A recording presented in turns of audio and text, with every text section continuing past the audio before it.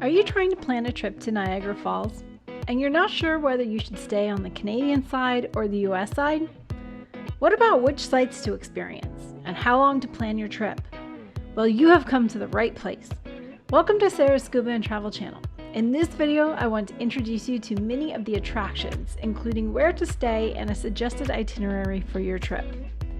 Niagara Falls sits on the border of Canada and the United States. Therefore, one of the first decisions is which country to stay in. If possible, I recommend staying on the Canadian side. To be honest, the views are better and the area is much nicer.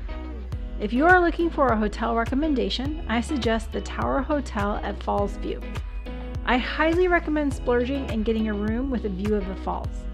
We enjoyed many hours of watching the falls from our room on the 28th floor. They are mesmerizing. The Tower Hotel is also close to many of the Niagara Falls attractions. For this itinerary, I recommend planning to spend 3 full days in the Niagara area, 2 in Canada and 1 in the United States. Starting on the Canada side, I recommend planning your activities by geographical location. Staying near the falls, start your day with a walk through Dufferin Island. This is a 1-mile loop that takes you through a beautiful park with little waterfalls, flowering plants, and lots of ducks and Canadian geese. It is not a strenuous walk, and it is very pleasant in the morning with the birds chirping and less people. We grabbed some coffee, tea, and pastries and enjoyed a peaceful stroll around the loop. From here, you can cross the Niagara Falls Parkway and explore the park across the street, eventually happening upon the old power station. You will notice quite a few geese in this park as well, especially if you visit in the summer. Out in the rapids, you will most likely notice the remains of a shipwreck. Along the fence, you will find an explanation of how the scow got stranded in the Niagara River and how the 2 men on board were rescued with a rope and pulley system connected to the old power station roof almost 24 hours later.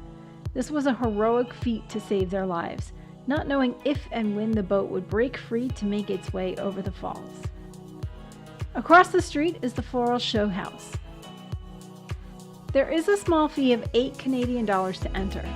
This is not a large facility, but it is very pretty. There's 1 large greenhouse with specialties on both sides. Take your time and walk through both sections.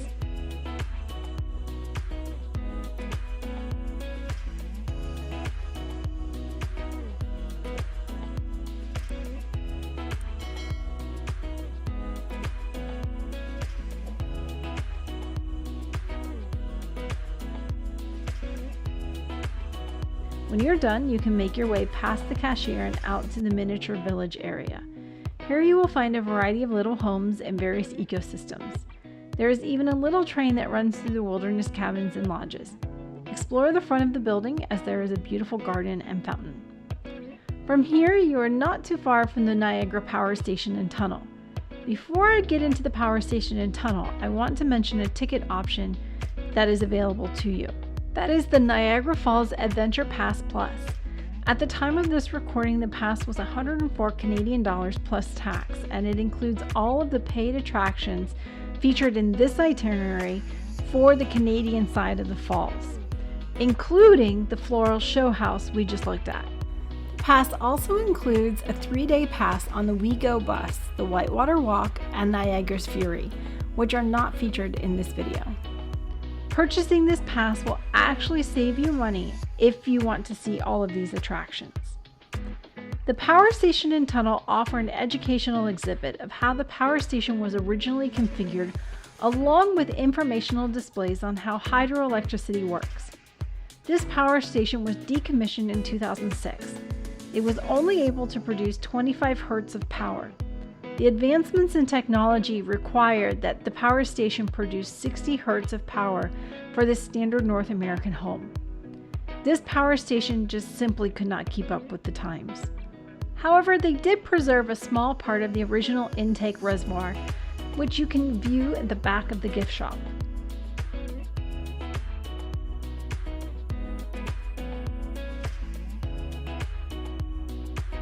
The educational display also involves an interactive game to help visitors learn about hydroelectricity works.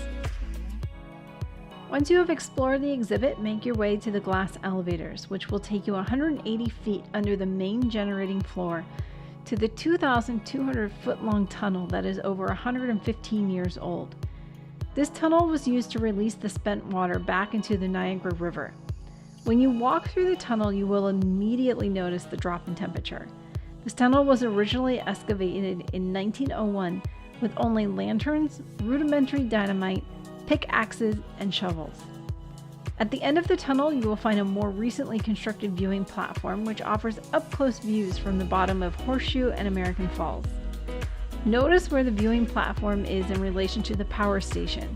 This is how far you walked underground. In order to get back to the power station, make your journey back through the tunnel and up the elevator. Our next stop is the Table Rock Welcome Center. Here you will find multiple attractions. One of the obvious ones is the viewing area for Horseshoe Falls. Make stops along different parts of the observation area. For example, you can view the rapids right before the falls, and then as you continue along the observation area and get closer to the Welcome Center, you will find yourself even with the water as it's flowing over the falls. Continue further down past the Welcome Center, and you will have beautiful views of Horseshoe Falls. The American Falls also come into view. On a sunny afternoon, you should find a permanent rainbow over the falls. You will also get frequent glimpses of the tourist boats taking passengers from both the Canadian side and the U.S. side close to the falls. Look down and you should see the viewing platform of the tunnel. That's where you just were. Yes, way down there. Next, make your way into the lower level of the Welcome Center. There is a restaurant located in this building, as well as other food options and gift shops. However, there are two other attractions located in this building. One is Niagara's Fury, which is available with your pass, but I'm going to focus on the other attraction, which is Journey Behind the Falls. You need a timed entry ticket, and you will get wet on this attraction, so ponchos are provided with your entry. You will board an elevator and travel 125 feet below the ground. When the doors open, you will enter the tunnel. Head straight through the tunnel where you will eventually find yourself entering the viewing platform. From the observation platform, you will have great views of the space between the rocks and the water flowing over the falls. When you're done, head back through the tunnel and follow the signs to the viewing portals. There are two portals. They offer the same views, so you don't have to enter both of them. This is where you actually get to view the water behind the falls. These open portals allow you to see, feel, and hear the power of the falls roaring down right in front of you. Snap your pictures and videos and head back to the elevator to make your way back to the entry area. Most likely you are done at this point, and you may want to return to your accommodations. If you are staying at the Tower Hotel, I recommend riding the Falls Incline Railway. This is a slow-moving incline car that allows access between the Falls View tourist area and the Table Rock area. You can ride the railway both directions. When you disembark, take the walkway back to your hotel, which will also take you across the Niagara Falls Lock Bridge. If you would like to add your own lock and did not bring one with you, you can purchase locks inside the Embassy Suites Hotel. There is also a wonderful steakhouse located on the 9th floor of the Embassy Suites called The Keg. The restaurant offers gorgeous views of the falls while dining. Another location for fine dining in the sky is offered by the Skyline Tower. They have a viewing platform, buffet, and revolving restaurant. We did not visit this location since we enjoyed the CN Tower revolving restaurant in Toronto. And did I mention the views from our hotel room? We did not find it was necessary for us to indulge at the Skyline Tower and enjoyed a dinner at the Keg instead. Regardless of where you choose to spend your evening, make sure you have a view of the falls. As soon as the sun is about to set, the Canadian side starts projecting lights onto the American and Horseshoe Falls. The lights change frequently, lighting up the falls in a variety of colors. At 10 p.m. every night, there is a short fireworks show as well. You do not want to miss out. We enjoyed the live show every evening from our hotel room. The fireworks and lights made for a beautiful evening, spending hours gazing at the falls. It was incredible. Day 2 on the Canadian side should start with an amazing breakfast, and I have just the place for you. That is the Flour Mill Scratch Kitchen at the Old Stone Inn. The dining room and breakfast nook are gorgeous and a great comfortable environment for dining. Plus, the food is delicious. The prices may look high, however, I have news for you. All of the prices are high in this area. I don't think we had a meal for less than $60 US. From here, make your way to the Whirlpool Aero Car. You do need a reservation time for this attraction. Along the way, you will pass the Whitewater Walk. Stop here if this is an attraction you are interested in experiencing. It is included in the Niagara Falls Adventure Pass Plus. The Whirlpool Aero Car is a slow-moving cable car that takes you 3,500 feet across the Niagara Gorge and over the naturally occurring whirlpool. This whirlpool is due to the fast-moving water flowing over Horseshoe Falls and entering a tight bend in the gorge. You will have beautiful views of the whirlpool as well as the river, gorge, and Class 6 rapids. Both sides of the Aero Car are located on the Canadian lands. You will cross the border between the U.S. and Canada 4 times during your round-trip adventure, without the need for your passport. The Aero Car has been in operation since 1916 and recently underwent refurbishments in 2023. It is a world-renowned attraction. Once you are done at the Whirlpool Aero Car, there are a few other attractions in this area that I would like to draw your attention to. The first is the Niagara Falls Botanical Gardens and Butterfly Conservatory. These 2 attractions are located on the same property. On your drive from the Whirlpool Aero Car, you will pass the Whirlpool Adventure Course. Make a stop if this is something you're interested in exploring. But back to the Botanical Gardens. The Botanical Gardens are free to explore. You will need to purchase parking if you arrive by car and do not purchase the Niagara Falls Adventure Pass Plus. Parking costs $5 Canadian per hour. For both the Botanical Gardens and the Butterfly Conservatory, I recommend planning on spending 3 hours at this location, especially if you enjoy flowers, plants, trees, and butterflies, or nature and beautiful weather in general. The Botanical Gardens covers 99 acres of land and features a variety of different types of gardens. There are guided tours available for $8, which can be purchased inside the Butterfly Conservatory. However, we just wandered the gardens and were in awe of the beauty. After a little stroll along the path, we wandered through the bushes into the herb garden, which was a beautiful mix of flowers with herbs. The vegetable and rock garden are located directly across from the herb garden. Next, you must check out the rose garden. It contains over 2,400 roses. This is one of North America's largest and most distinguished Victorian rose gardens. There are seasonal displays as well, which are designed by the students of the Niagara Park School of Horticulture. The seasonal displays feature over 80,000 annual plants grown in the on-site greenhouse. I could have spent a lot of time in the rose garden.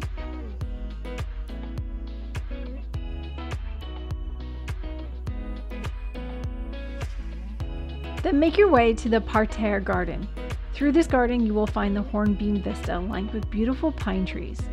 Next, make your way through the Woodlands Garden. Finally, to the Shade Garden. And last but not least, make your way past the perennials to complete almost a full circle.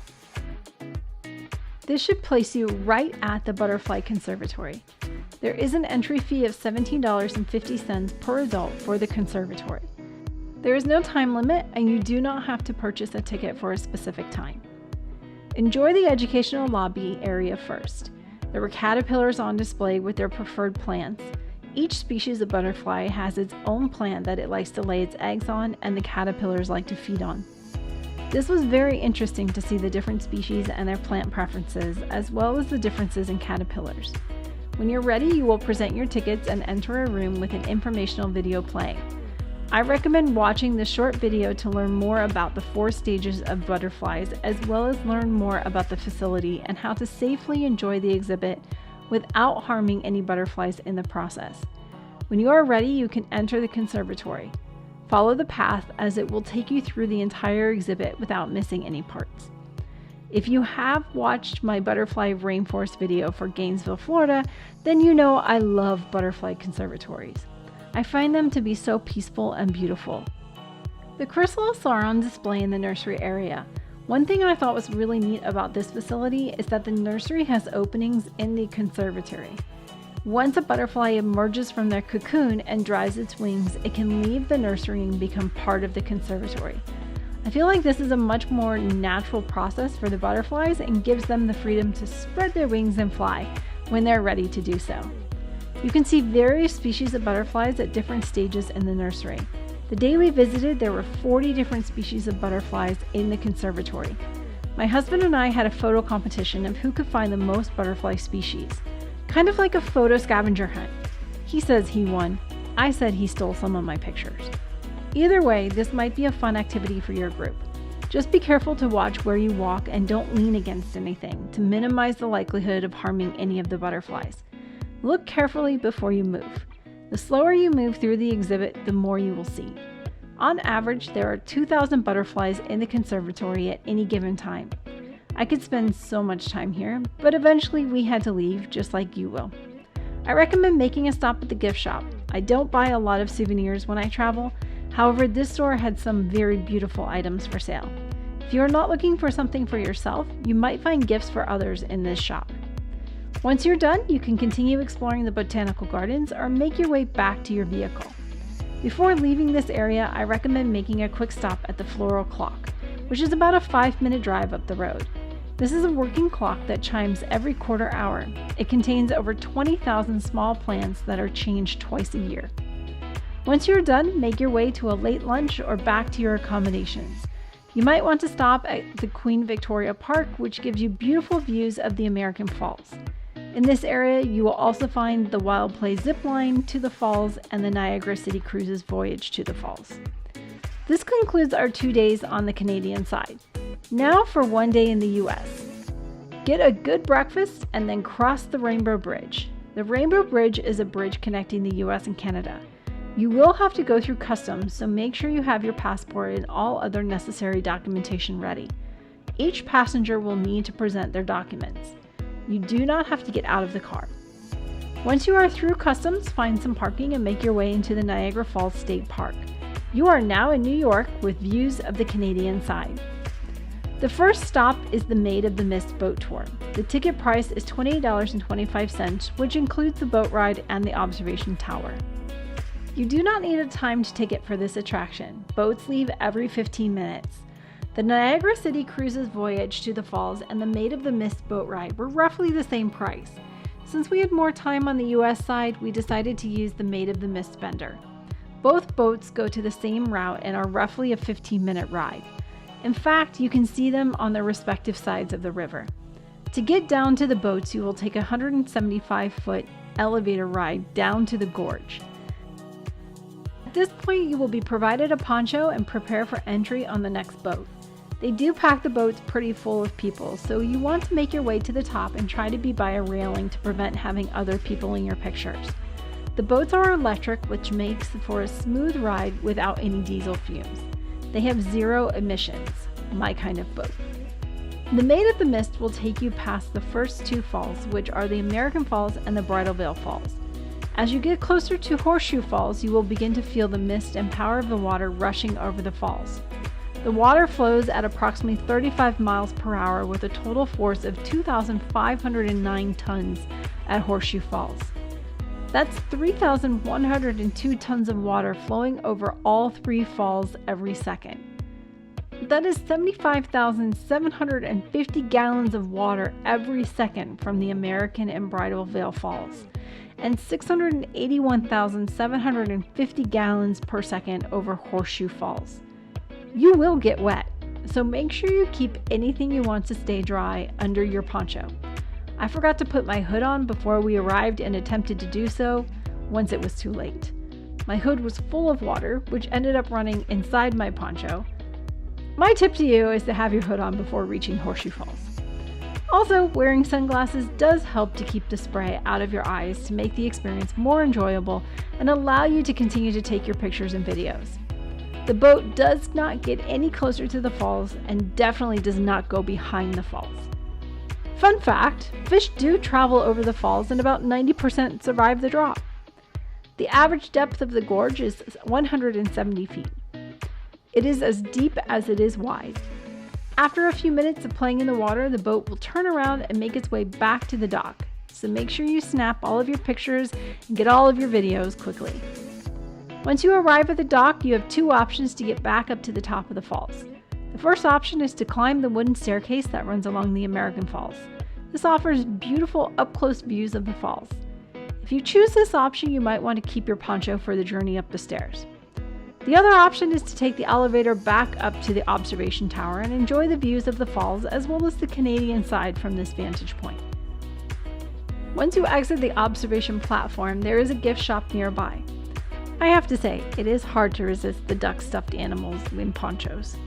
My husband said George didn't need one though. Next, I recommend walking along the Lower Grove Trail to get views of the American Falls.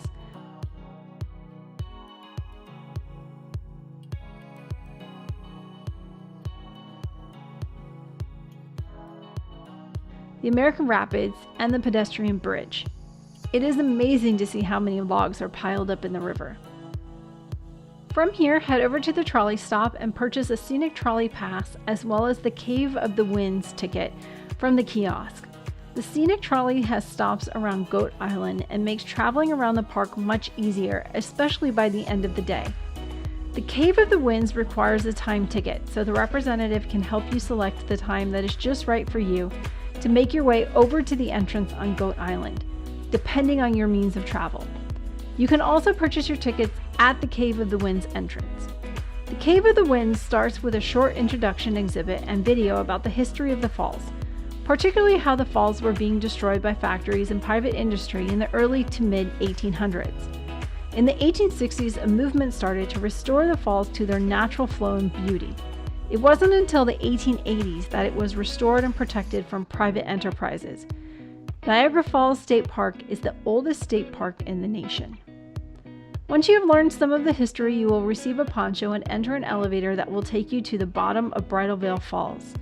You will follow the path to the wooden platform. I guarantee you will get wet on this attraction, so be careful with personal items. My husband and I were soaked, even under our ponchos, by the end of this adventure. It starts out pretty tame and misty at the beginning of the platform, but as you make your way up the stairs to higher platforms, the power of the falls and the flow of the water increases.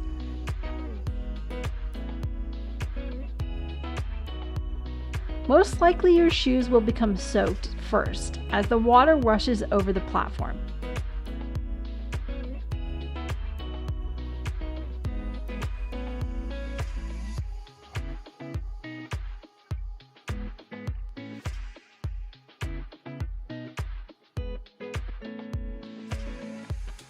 Eventually, you will hit the hurricane platform.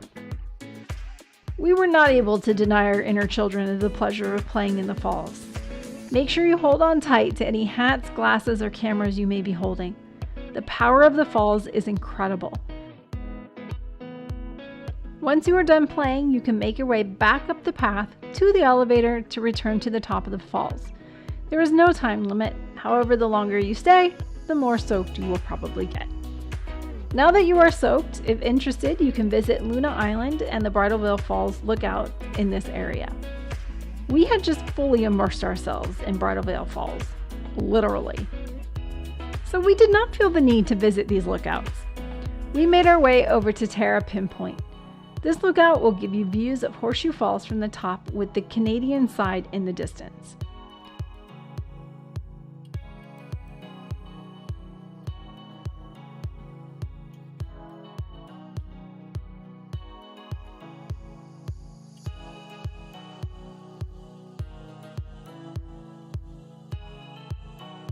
Once you are done, you can take the trolley around Goat Island and back to the trolley stop on Prospect Point to return to your vehicle.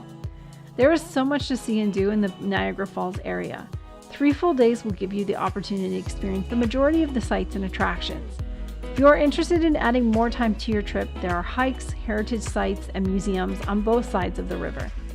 Thank you for watching. Don't forget to subscribe and hit that like button. If you would like to support future productions, you can do so by buying me a snack using the link in the description below, or make a contribution through the Super Thanks link. Join the Facebook group and follow me on Instagram for more content.